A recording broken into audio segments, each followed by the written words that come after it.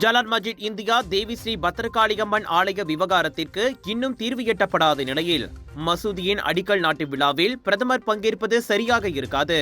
ஒன்று, அவர் அதில் பங்கேற்க கூடாது, அல்லது கோயில் விவகாரம் தீரும் வரை அடிக்கல் நாட்டு விழாவை ஒத்திவைக்குமாறு ஜேக்கல் குழுமத்தை அவர் கேட்டுக்கொள்ள வேண்டும்.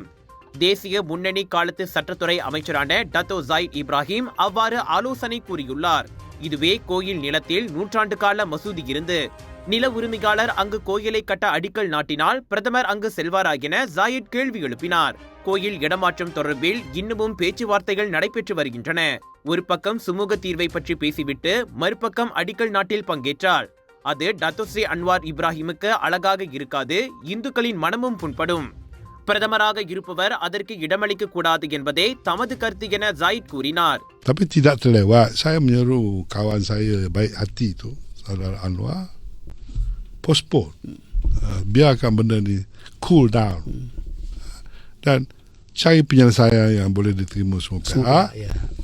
Lepas tu barulah nak bangunkan masjid ke apa bangun? Barulah nak buat pengumuman lah, nak buat masjid ke, nak buat di situ ke, 10 kaki di sebelah tu ke, 10 meter sebelah tu ke, ataupun kuil kena pindah macam mana pun. Itu apa-apalah. Asalkan mesti duduk, semua pihak setuju. Semua pihak setuju. Dan barulah PM buat pengumuman.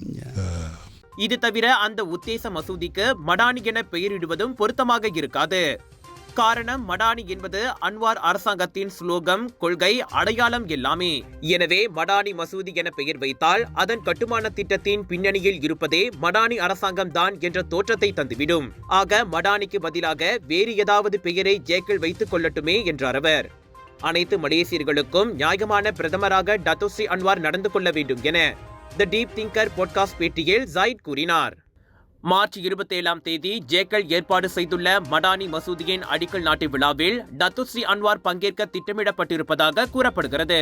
மசூதி கட்டுமானத்திற்கான தங்களின் கடப்பாட்டை உறுதி செய்யும் ஓர் அடையாளமே அந்த அடிக்கல் நாட்டு விழா அன்றி வேறொன்றும் இல்லை என ஜேக்கல் குழும தலைவர்கள் முன்னதாக கூறியிருந்தனர்.